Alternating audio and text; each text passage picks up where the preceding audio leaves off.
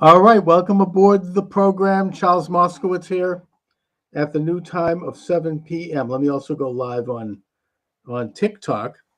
I had one of my regular station was shut down, but they just I actually for whatever reason was able to do it at an older station. I don't know Hmm. why. So here we are. Oh, good. I can actually get you on the picture. Um, anyway, Mike, let me just see if I can set this thing up. Okay. All good news. All good news. Amazing. I can't believe how well things are going in this country. You're just walking on air here. I mean, I I think the whole country is, whether they want to admit it or not. I mean, everything is totally transformed. yeah. It's incredible. Today, RFK was confirmed. That is huge. That to me is probably the most important accomplishment yet in many ways. He is somebody who, maybe it's because I'm an old Massachusetts guy and I have nostalgic feelings about John F. Kennedy and Robert Kennedy growing up, following them and in a Right. way idolizing them. RFK Jr. is a harkening back to the great Kennedys and not the crummy Kennedys that came Right. afterwards, starting with Ted. But it's a restoration of that whole family and their what they wanted to do, and at least the image of it, and in a way, the reality of it. He's I don't know if you heard his acceptance Yes. speech, Yes. but it was damn moving. It was really powerful. He really feels he's very idealistic, just like his father.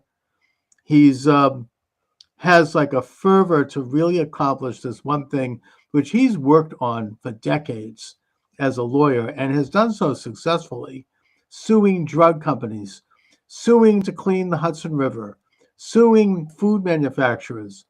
He knows everything as much as anyone about what's going on. His book, The Real Anthony Fauci, laid out exactly what the pandemic was about. And having him in there is just an incredible opportunity. I've heard that Obama wanted to put him in, but Obama was told by the drug companies not to, so he didn't.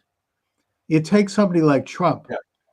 to actually go ahead and do the right thing. And now with Tulsi Gabbard in there, also a great, warrior, someone who's a lieutenant colonel who served in several wars and who wants peace in the world. And the last ship to fall is going to be Kash Patel. I understand that's happening early next week. It looks like he's going to make it because Susan Collins is rumored to be voting in favor of him. Good. So, and the thing with RFK, all right, I may not agree with him on 100.0% Right. of everything, but good God, what was the alternative? Tony Fauci Jr. coming in again. It's just, it's so easy, and I hope people just look at it like this. In any of these moves that Trump's trying to make, if the Department of Education is so great, let's look at the performance of the kids. It's deteriorated essentially every year. Mm.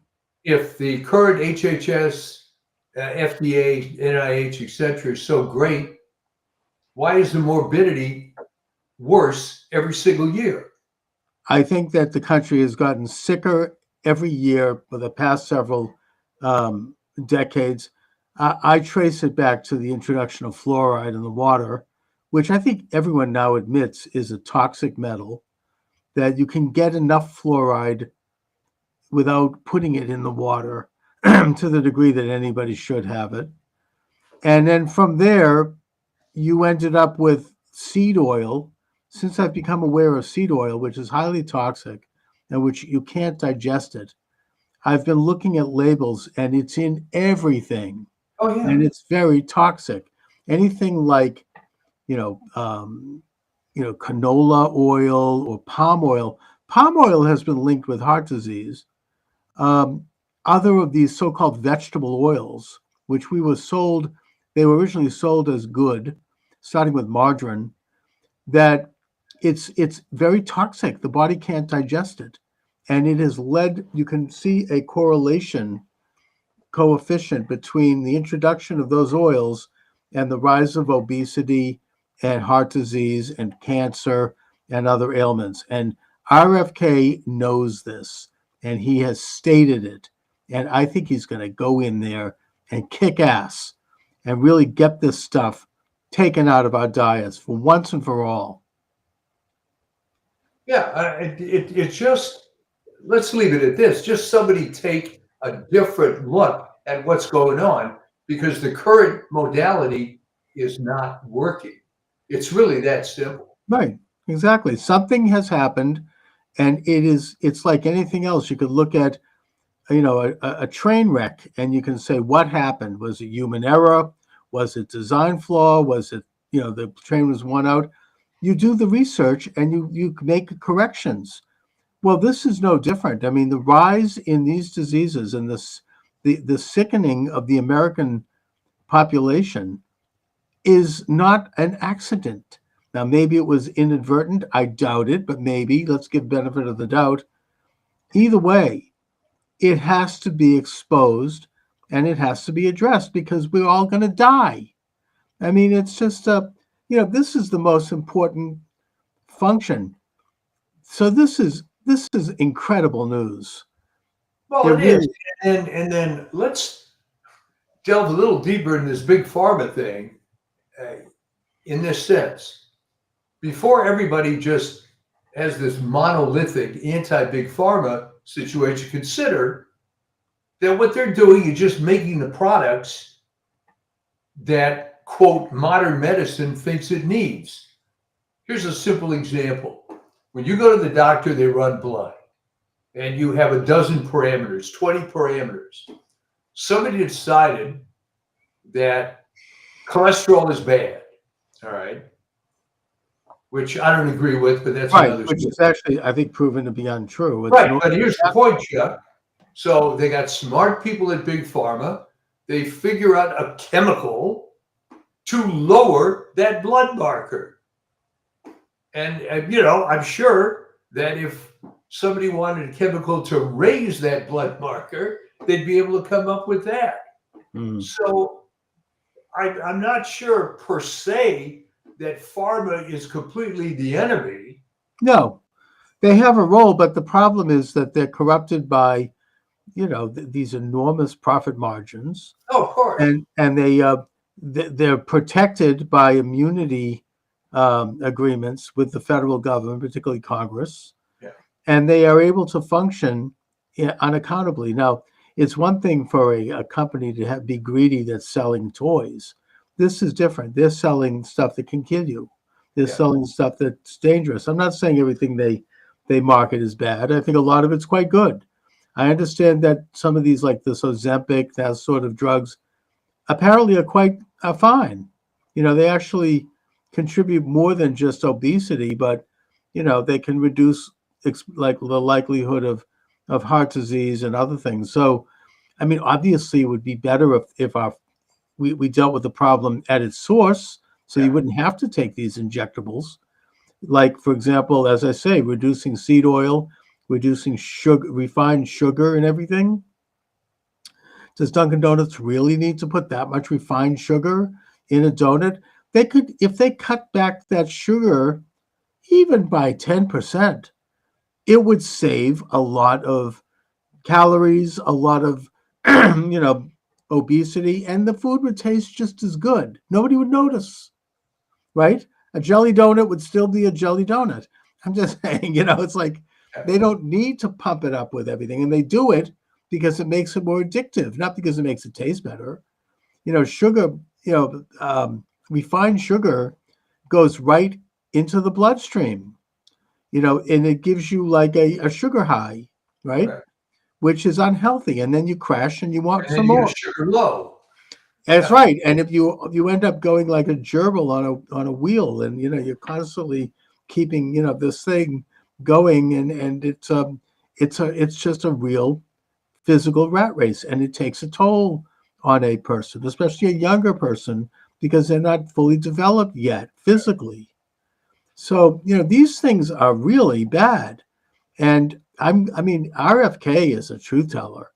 He is going to really lay it out.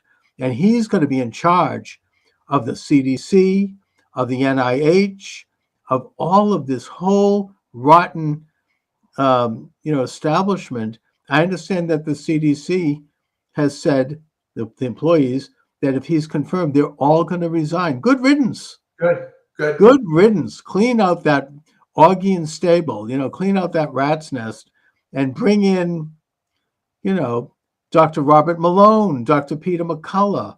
These are revered medical figures before COVID, and they were truth tellers and they paid a big price for that. These are courageous people and they are highly qualified to do the right thing. I think that's what RFK is going to do. He's going to clean out the Walensky's and the Fauci's and these corrupt people who are making money hand and fist and who are part of this international order. Well, if you look at the work that's being done by the NIH, and of course, what you're going to hear in upcoming weeks is, oh no, you can't cut money from this vital medical research. But as I put it with the Defense Department, when's the last time you won a war?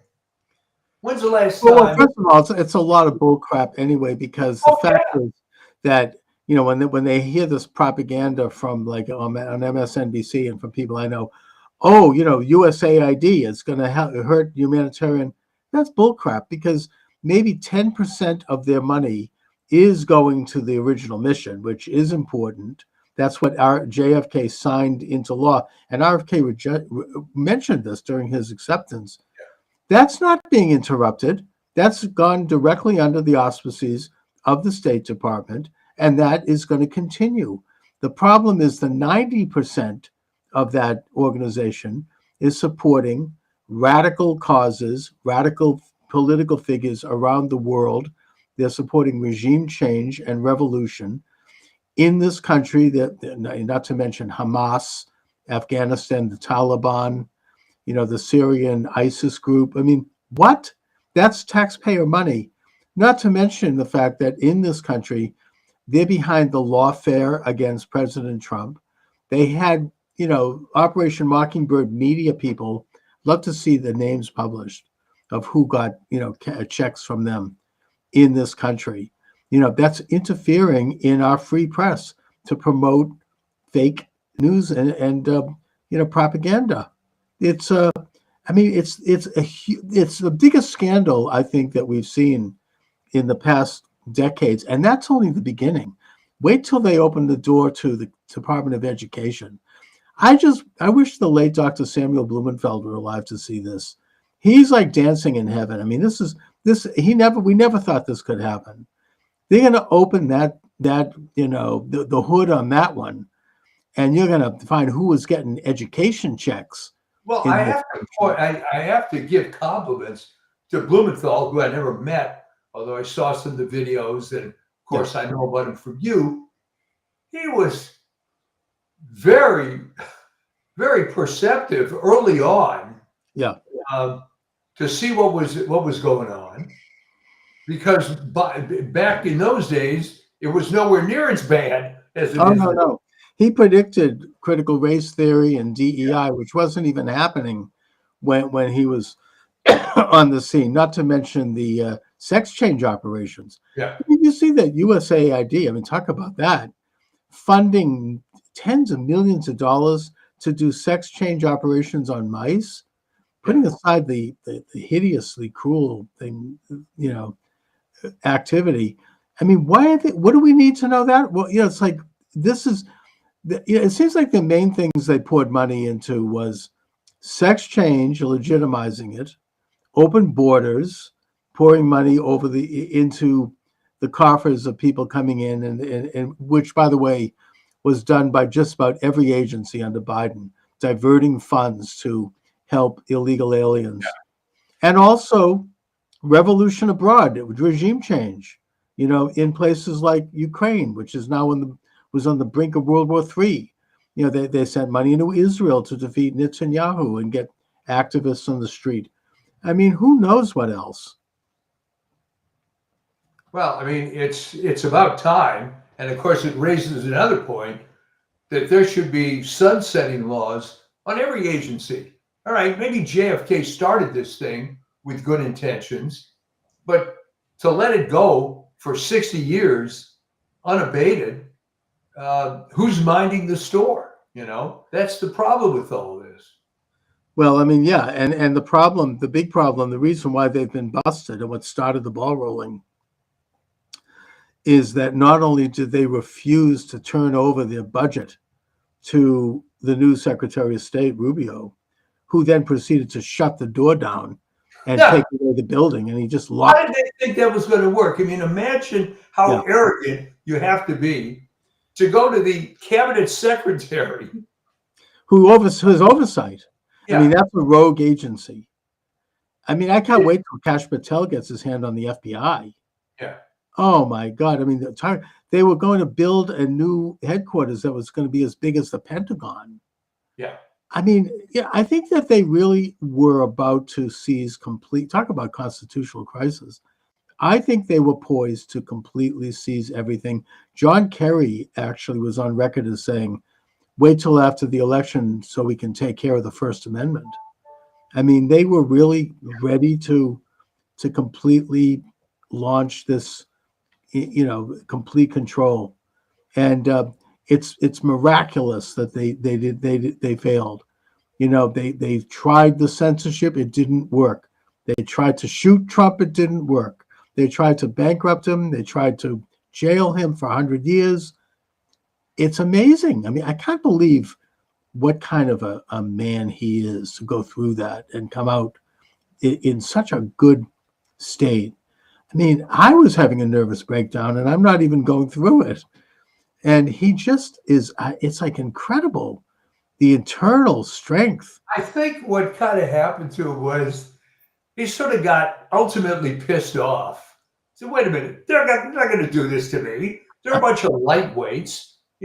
He's a titan of industry, and these are bureaucrats. So right there, it's a mismatch. True, they have a lot of resources, but they just didn't have the cojones to actually do it.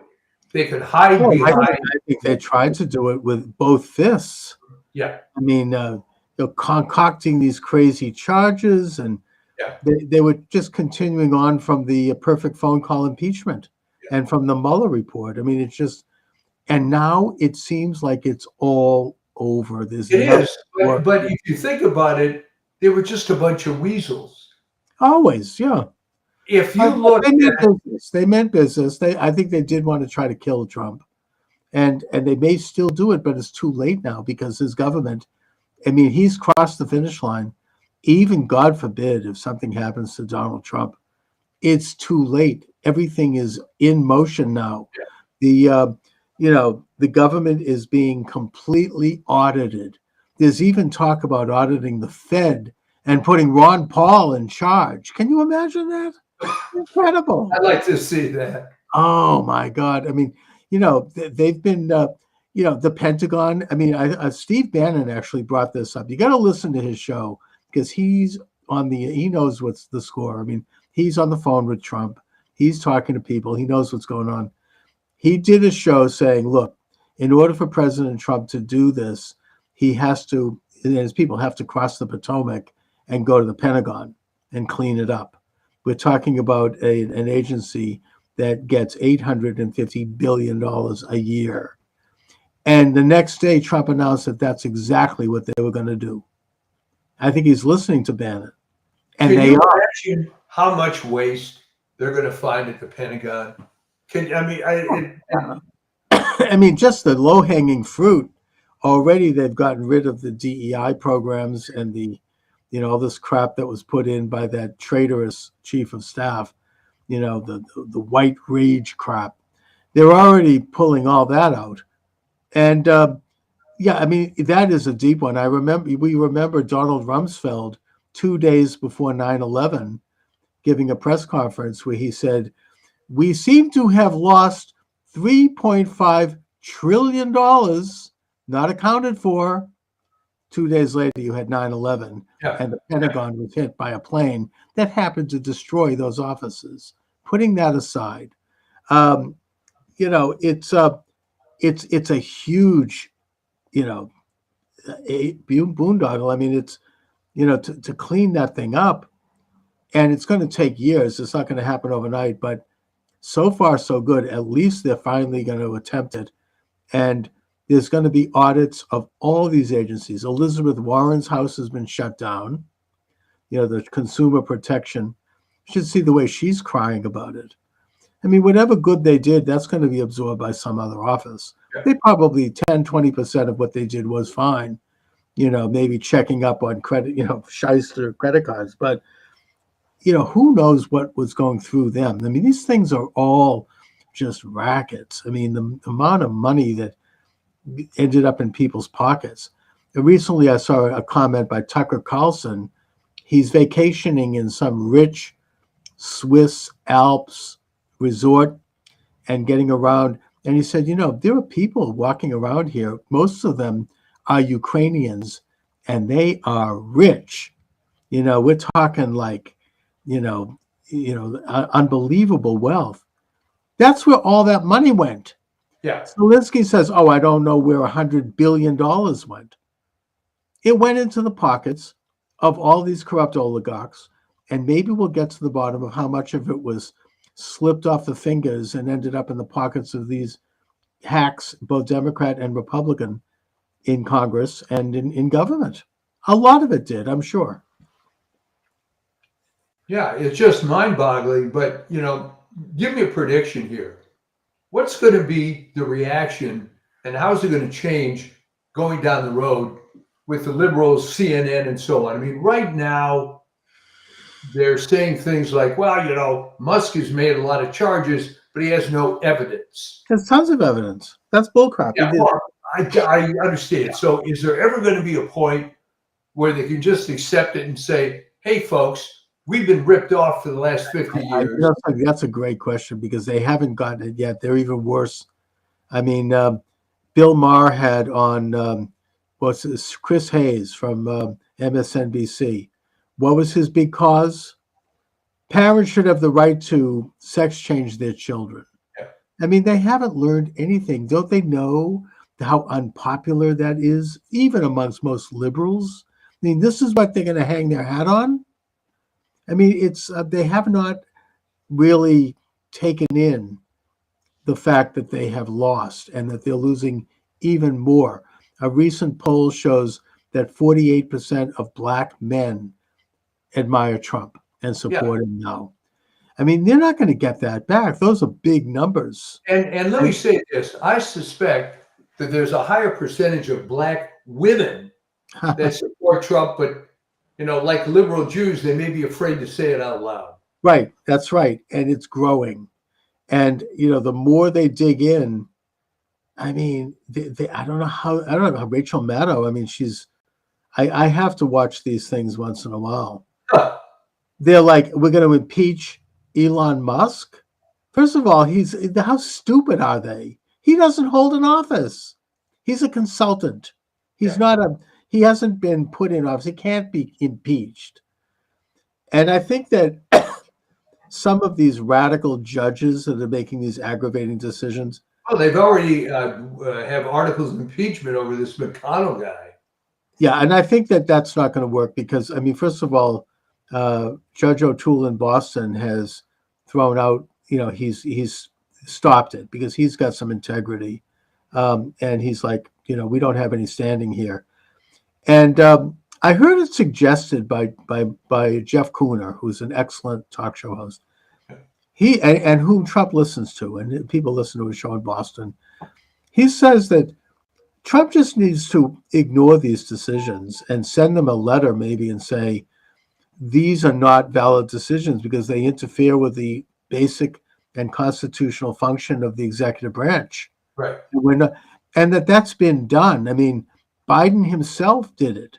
He ignored a decision by a federal judge to not hand out student loan payments, right? It goes back in history. Jefferson did it. That's what Marbury versus Madison was all about. the first case that really established the Supreme Court, that Jefferson fired, or Madison, his Secretary of State, fired Marbury and a group of other people who were appointed by Adams because they wanted their own people. It was a new administration. And so Marbury sued, and the Supreme Court said, hey, the executive branch has the power to do this. And, you can't interfere with that. I mean, they can fire and hire anyone they want. Andrew Jackson notoriously did it, not in a good way, but he ignored the decision about stopping the Trail of Tears that was done by Marshall. I'm not saying I support that, but the point is that he invoked executive authority. These are executive decisions. Lincoln did it by ignoring Dred Scott. This isn't new. They don't have to suddenly, fall down and agree with anything that, especially not the Supreme Court, but some district judge. I believe there was a ruling, and I need to get the number, in the 1880s that explicitly said that federal judges in districts and in appeals courts do not have the right to interfere in executive functions that are perfectly constitutional. Now, if the executive does something unconstitutional, that's one thing, but firing people is perfectly in their purview. I mean, can you imagine this judge saying that the Treasury Department can't look at their own files? Huh. It's insane. They have to ignore that. I mean, that's just... You're right, and they have to ignore it. And remember, Marbury versus Madison had to do with at least an action, a specific law, and the concept of judicial review. Right? But it's a pretty far stretch to apply this to someone just doing their normal job. That's right. I mean, these are normal functions that any chief executive has. I mean, hiring and firing is the basic function. I mean, they can't interfere with that. So I don't think they're going to get away with it. Yeah. I think that it's going to start to crumble. Just before coming on, I saw Bill O'Reilly once in a while does an interesting commentary. He says that Trump is going to take out Letitia James and Alvin Bragg. He said that Mayor Adams has the goods in them, and he's going to deliver it. And they're now going to be the hunted instead of the hunters. I figured there was something behind it because you remember that Pam Bondi, that was like the first thing she did. Yeah. She announced that New York is, if they violate the federal laws with regard to, tipping off criminals so they can escape, there's going to be consequences. I hope she has the guts to do it. Maybe I'm prejudiced because she's an attractive woman. I think, is she tough enough? We'll see. But if she does it, then it's going to be amazing. Well, it'll really be amazing because that was sort of the forefront of the lawfare, that you could get some hack state attorney general and some hack local district attorney to come up with these absurd cases. And well, they can do it because it's such a rotten borough, to use the Irish expression, right? They've got a left-wing attorney general. They've got a left-wing district attorney, both supported by George Soros, who, by the way, got $250 million in USAID money. Yeah. And they've got a corrupt jury of left-wingers in Upper East Side. They can have anything they want. I mean, they can, indict anything. I mean, because they've got all the system in New York controlled. And you had Mayor Adams make some mild comments criticizing the migrants coming in and sucking up all the city's resources. And shortly after that, he's indicted. This is how they played ball. Governor Healy of Massachusetts, Maura Healy, left-wing as they can come, she said something about this. She goes, we're not going to continue this. We're going to have to end these subsidies by this date. 2 days later, the Boston Globe did a hit piece on her. Right. I'm just saying, but it's not working. They're doing, Let me ask you this: old way of doing things. what is their dog in the fight? Okay, if they're willing to take out a fellow super left winger like Healy, what they're going to die on the hill of illegal immigration and transgender surgery? Okay, but It seems to what be. is the point? Is it that their minds are so corrupted that they've gone over so far to the dark side that's just what I mean? Was it Darth Vader now? It's completely taken over by this negative influence. There's a secretive cabal that runs the world, I think. I think the John Birch Society was right, that it's been around, probably going all the way back to ancient Babylon, but it's here. It's become very predominant. What they do is not rational. They want to merge the United States into a world order, like as a providence. Um, Franklin Roosevelt. I just did an interview with an author who wrote a book about him. A very good interview, Mary Graybar. It's up on my Rumble station. That he talked about convergence, and that he got this idea from the head of the Ford Foundation, Gaither. What was his name? Rowan Gaither, who testified about it to the Reese Committee, where he said that the goal of the international establishment is convergence. This is what the FDR administration was all about. What that meant was that the United States would be moved enough to the left and the Soviet Union would be moved enough to the right that they would meet each other midway and converge and become a world order. And that the way to move the U.S. to the left was to transfer governing powers to these unelected, unaccountable, faceless, often international and not even American bureaucracies. Now, I don't know if you got to see Elon Musk's talk in the Oval Office. Did you see that? Well, he had a couple of them. Well, very recently. And he laid it out in terms of exactly what they're doing. He said there are two prongs here. The first is the restoration of what he calls democracy. Now, I don't know, use the word, it's used in different ways, but he says it's a restoration of democracy versus bureaucracy, which is what we're being run by now. Yeah. The unelected, and he said it, these are unelected bureaucrats who are not accountable to the American people. They're not elected. We don't know who they are. And they have been transferred governing powers, and they're using that to push their own immoral, satanic agenda.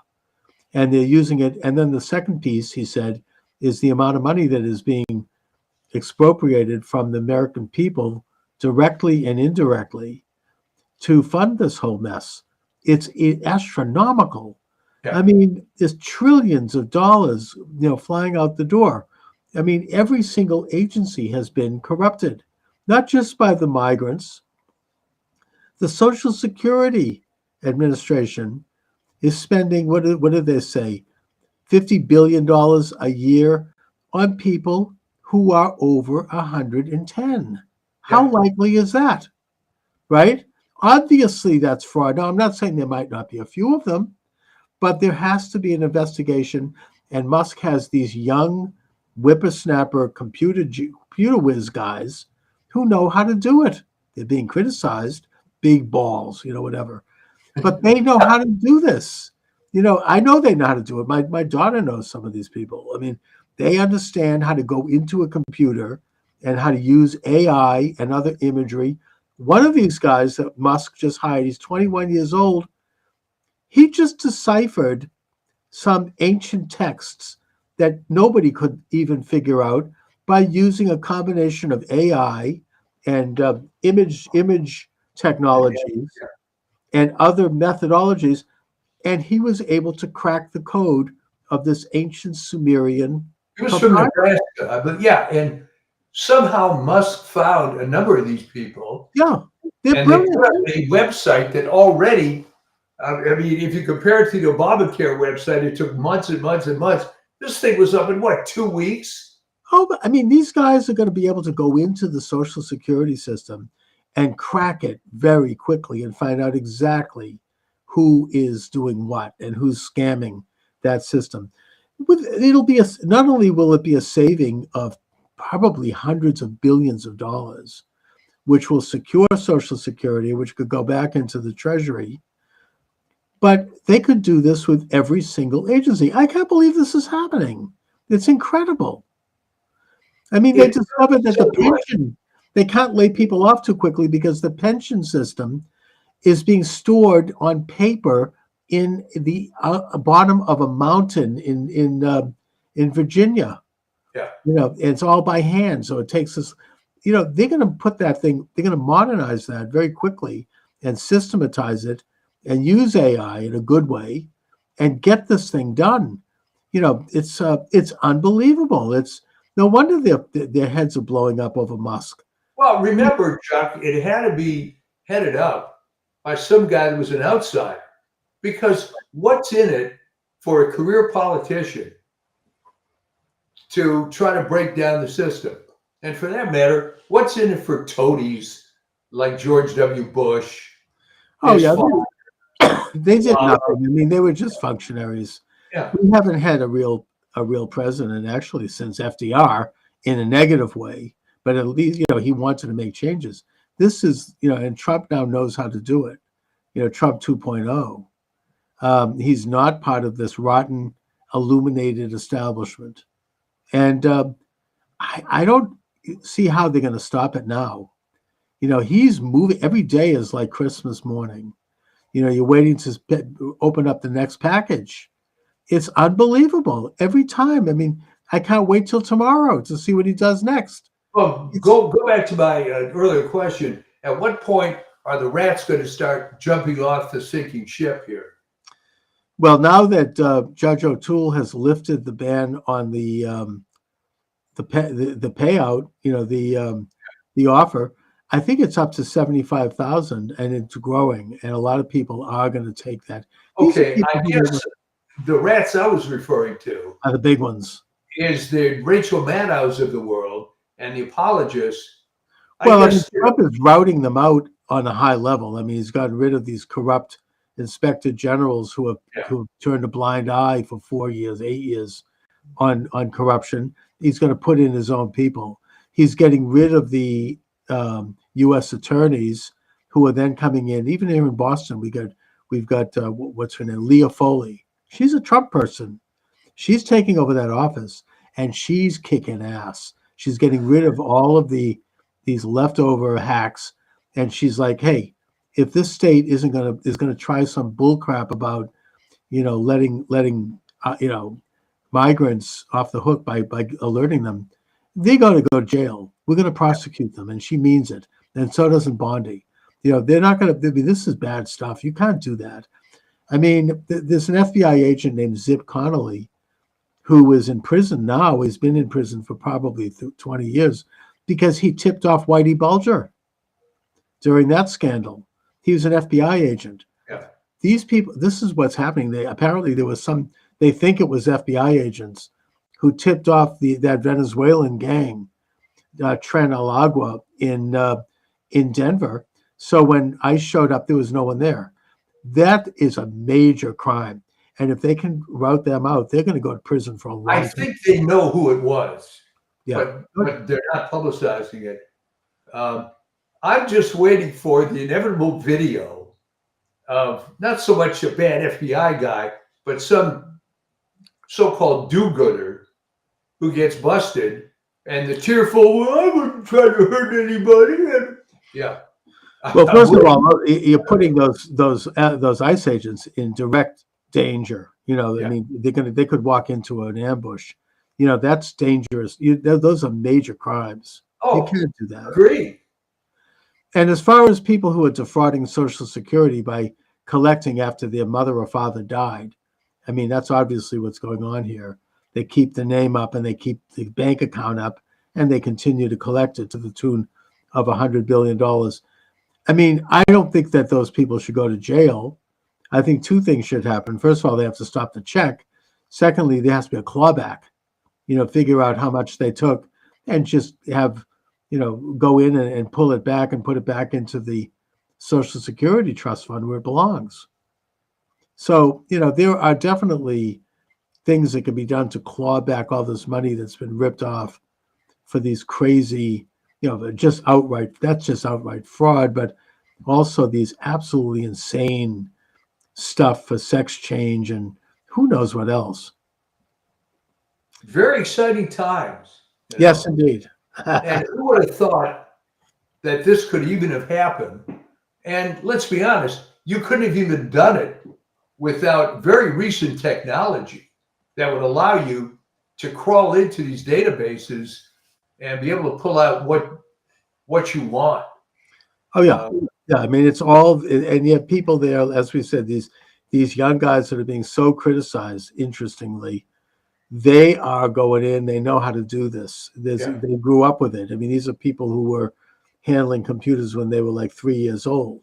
Yeah. I mean, I know people like this. I mean, it's second nature, and I think that the establishment is flipping out. I mean, there's talk about. I think that I heard J.D. Vance say that. How is it that people got so rich on government salaries? How is it that Elizabeth Warren is worth $18 million, right? How is it that Pelosi, we know how corrupt she is, but I mean, a lot of people have done very well.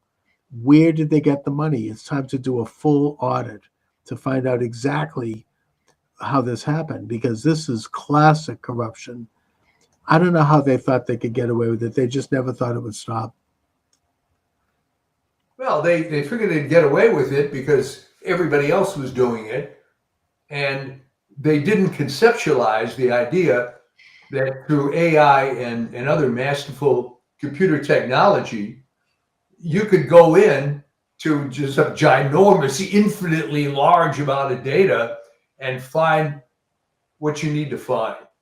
So, I think that they just thought that they'd always have these things protected, and they just lived high, and they kind of, it became an institutional corruption. They just didn't think they'd ever, they became somnambulant. They were completely asleep. They just, USAID gave what, $3 million for Chelsea Clinton's wedding and $10 million so she could buy a mansion. I think Malia Obama got a couple of $1 million. What the hell is that? I mean, this is pure corruption. They should all be in jail. We should have that clawed back to the taxpayer. I mean, this is what they're doing. The USAID is a particularly bad rat's nest. It's just a slush fund. It's almost like, it's like a mob group. I mean, it's just bad. Well, let me contrast two images for you. Okay. You remember in the early 1970s when the ambassador to South Vietnam was being evacuated off the roof of the embassy. Yeah. Horrible image. Horrible image. Right. Now, a couple of days ago, when some workman is taking down the lettering of the name U.S. Agency for International Development. That was beautiful. And I thought, wow. Oh yeah, that was a great. I watched that one. And meanwhile, Trump is doing incredible things in a positive sense around the world. He's going to be getting, there's not going to be a World War III in Ukraine. He's on the phone with both Zelensky and Putin, and I think he's going to work out a deal. Yeah. And I think that Pete Hegseth meeting in Brussels, he's kind of tipped the hand about we can expect, that Ukraine will not be joining NATO, that they will have to give up provinces on their border, and that Europe is going to fit the bill for Ukrainian defense. That's what it's going to look like. Same thing with Israel. I mean, I don't know what's going to happen, but he has said that if the Hamas doesn't release the rest of the hostages by Saturday, all hell is going to break loose. I think what's going to happen is they're probably going to resume release slowly, and that'll eventually they'll get them out. But I don't know if Trump is going to evacuate them all. I don't think that's realistic. But the fact that he has brought it up and made it into a normal part of the discussion, is huge, because that would have been unthinkable to suggest that even like a few months ago. But yet, I think that it's a case that has to be made. And next month he's going to make an announcement about the West Bank. So, I mean, to me, it's all good stuff. It's all good. It's all exciting because you remember a couple of years ago, well, more than a couple. It was during Trump's first term, where he moved the embassy to Jerusalem. Oh yeah, this was going to be the end of the world and terrible, and all these disgraceful Jewish rabbis and left-wing Jewish leaders took out a full-page ad in the New York Times condemning it. Can you imagine that? Because it's going to destroy world peace. Absolutely nothing. Okay. Yes. So no, what happened was other countries started moving their embassies to Jerusalem. Is what happened. It was a positive thing, and then which was followed by the Abraham Accords, where arch enemies of Israel normalized relations, moved their embassy to Tel Aviv or Jerusalem, and that included, several Arab and Muslim countries, Kosovo, the United Arab Emirates, Morocco, Chad, I think a couple of African countries. That's going to continue. I think that Trump's going to get Saudi Arabia to normalize. These things are all amazing. It would have been unthinkable. If Trump had been allowed to serve his second term, it would have probably resulted in some kind of a peace agreement for the Palestinian Arabs. Maybe both sides would have been unhappy, but it would have happened. And, it's going to take somebody like Trump to kind of wade through that mess. I mean, it's an incredible thing to watch. Well, tell me this, because you're right in the heart of it. All these liberals in Brookline, Massachusetts, that you see every day at the grocery store, are they starting to get red pilled a little bit? I think some of them are, even though they're kicking and screaming. But yes, I think that some of them are. I think some of the younger people are. Like people my daughter's age. I think they are getting red pilled. The old lefties, they're not going to, that's just hard. They're going to they'll goose step right into the grave. Who cares? So, but I think they are. I think if Trump continues on this path, it's going to be undeniable that he's achieving a lot and a lot of successes, and they just aren't going to be able to hold on to that any longer. I think it's going to erode. I think that we've seen with his election a very, very profound change in this country that's going to continue for the next 50 to 100 years. So many ways, because you're already preparing yourself.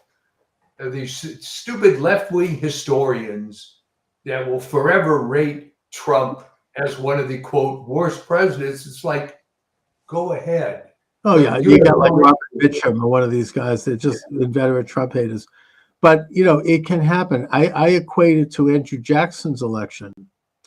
Even though I'm a great admirer of John Quincy Adams, and I've read some of his papers, great man, Jackson's election changed everything. And 5 or 6 presidents that followed him were his proteges, and they continued those changes, including James K. Polk, who won the Mexican War, and he secured the Oregon border.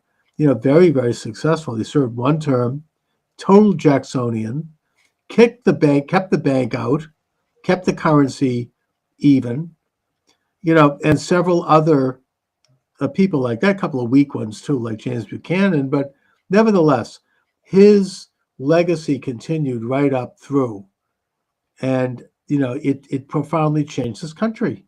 Was James Buchanan actually the first gay president?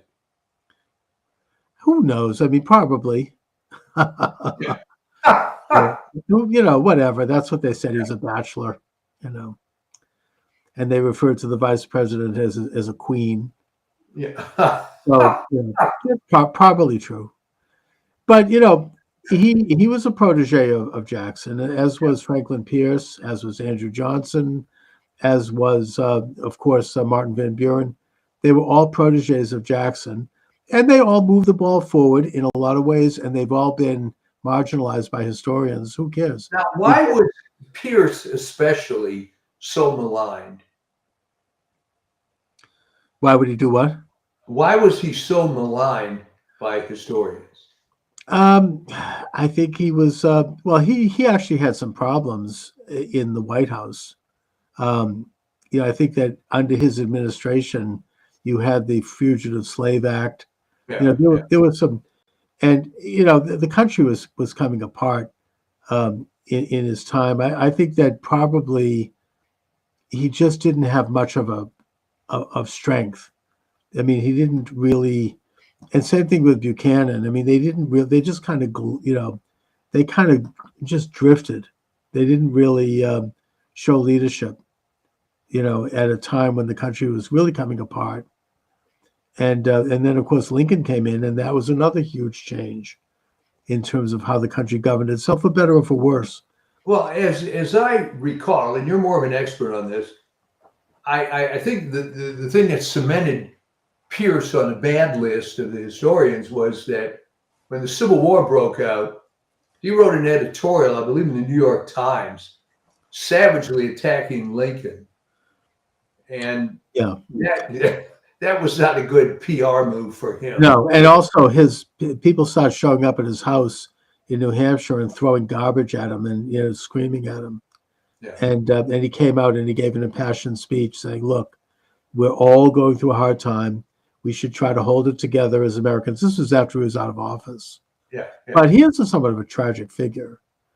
I think that their son was killed in a horrible accident on the As I train. recall, Chuck, it was a train ride on the very way to take occupancy of the White House when he first got elected. Yeah, his son, he was beheaded, and it was horrible.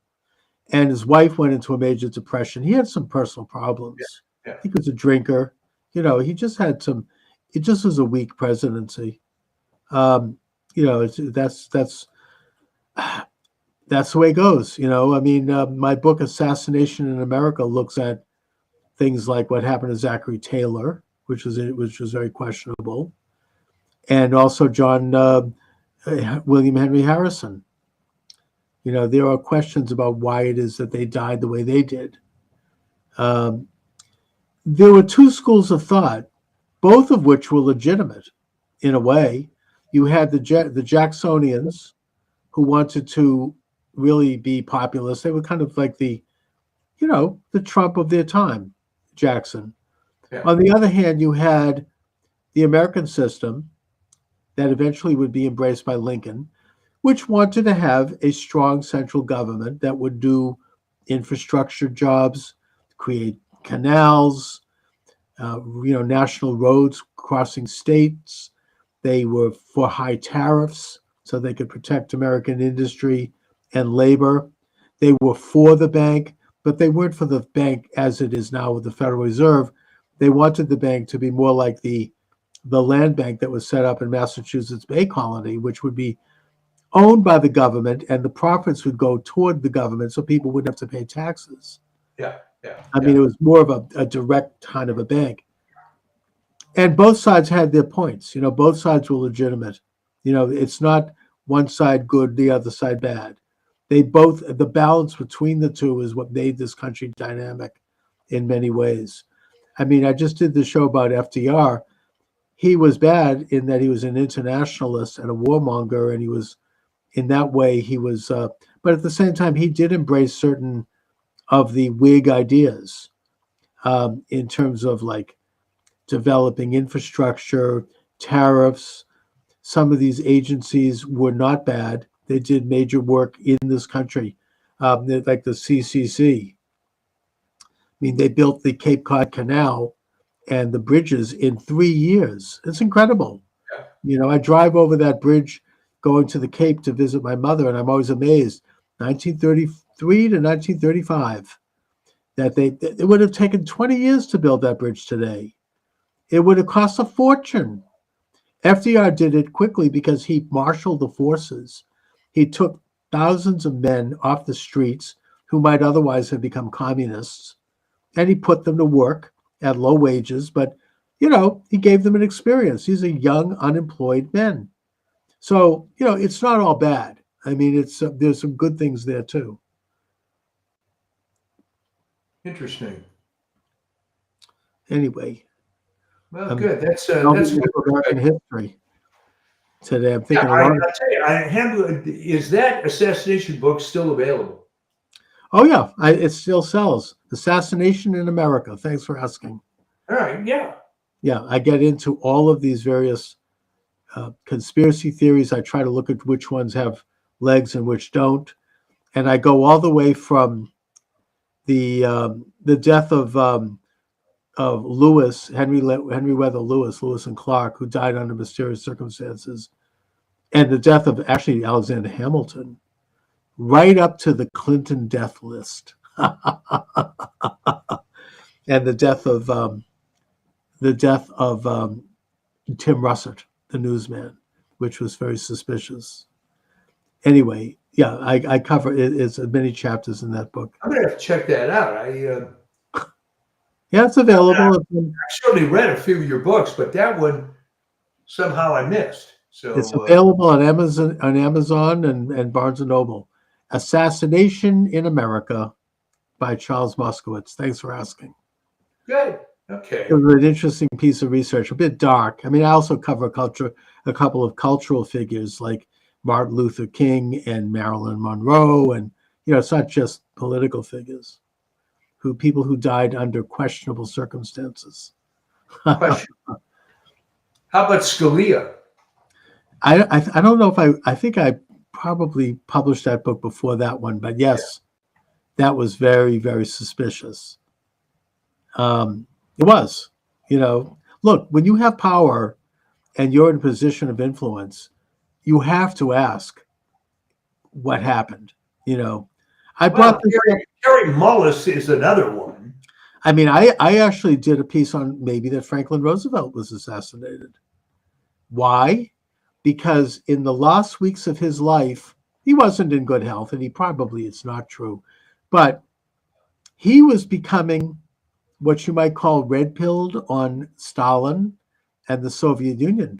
Too little, too late, though. I mean, too little, too late. But he got notice that Stalin, when he occupied Eastern Europe, he was taking tens of thousands of American soldiers into custody, where they were disappearing into Siberia, and he sent Stalin a very stern letter: release these people at once. We're allies. You have to do this. And Stalin sent him back a letter saying, forget it. How dare you lecture me? Americans, look what you did to the Native Americans, blah, blah, blah. And at that point, Roosevelt also spoke with Churchill, who said, you've been completely had. You've been completely betrayed at Yalta.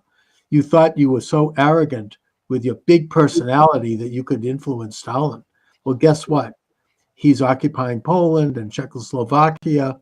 You're not going to, he's completely, and Roosevelt was angry, and he was like starting to wake up, and he's like, hey, we have to stop this now. He was about to tell his soldiers, his military, when all of a sudden he shows up dead.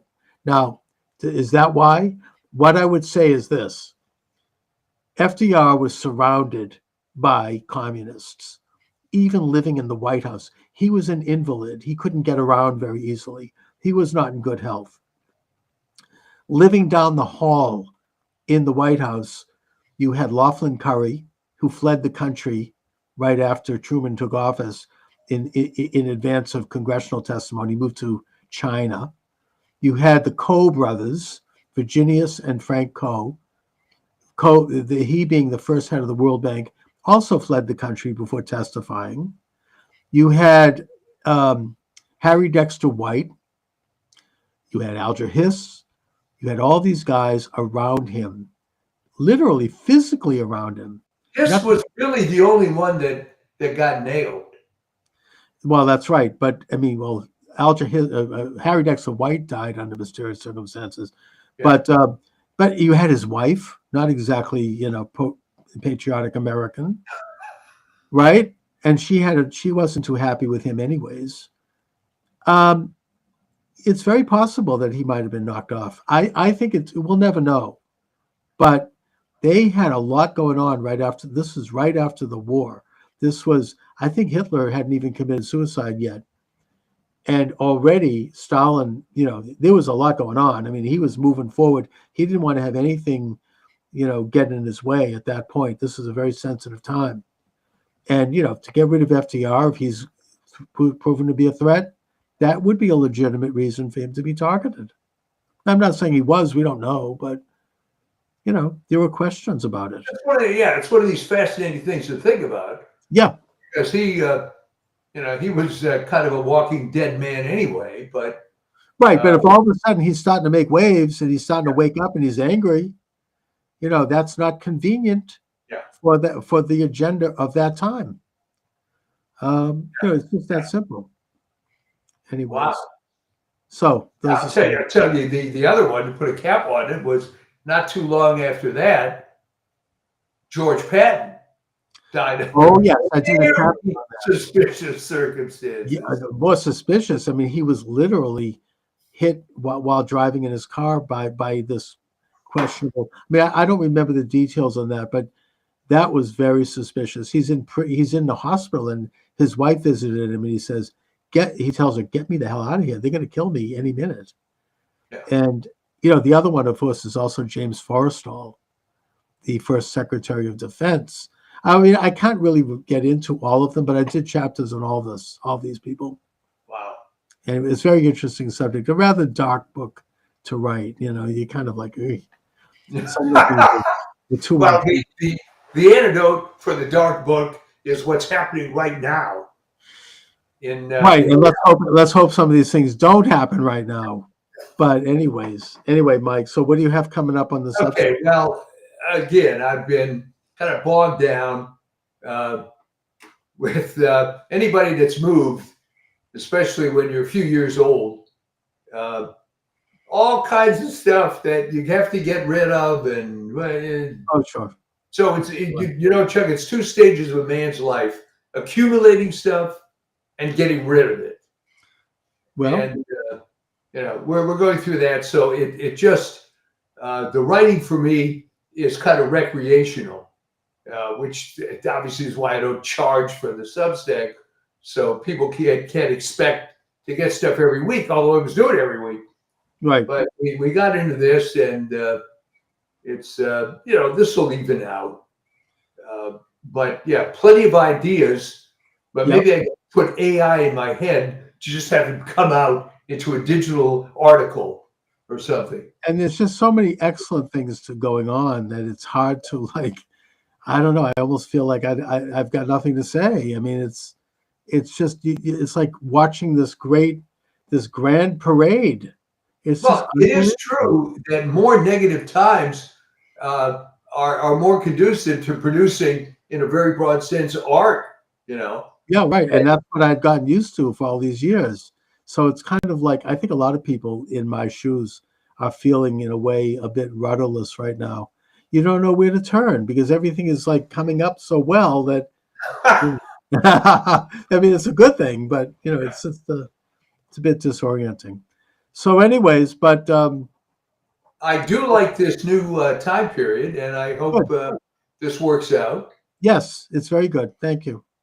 Excellent. All right, Mike. Until next time.